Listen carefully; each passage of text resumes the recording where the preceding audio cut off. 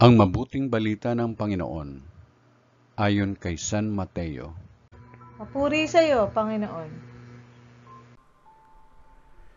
Noong panahong iyon, nagbalik si Jesus sa tabi ng lawa ng Galilea, at siya'y umahon sa burol at naupo. Nagdatingan ang napakaraming tao na may dalang mga pilay, bulag, pingkaw, pipi at marami pang iba. Inilagay nila ang mga may sakit sa harapan ni Jesus at kanyang pinagaling sila. Namangha ang mga tao na makita nilang nagsasalita na ang mga pipi.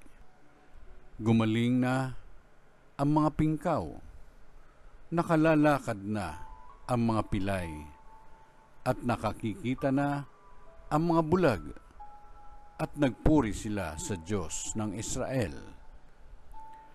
Tinawag ni Jesus ang kanyang mga alagad at sinabi, "Nahabag ako sa mga taong ito, sapagkat 3 araw na ngayong kasama ko sila at wala na silang makain.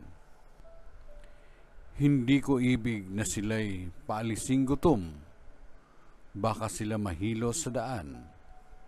At sinabi ng mga alagad, "Saan po tayo kukuha rito ng tinapay na makasasapat sa gayong karaming tao?"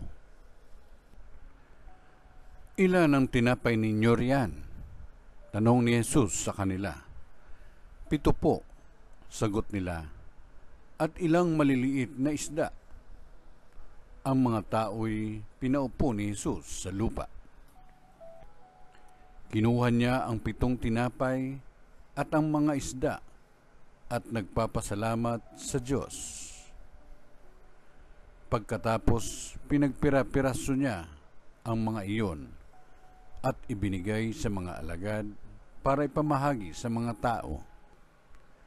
Kumain ang lahat at nabusog, at nang tipunin nila ang mga tinapay na lumabis, nakapuno sila ng 7 bakol na malalaki. Ang mabuting balita ng Panginoon.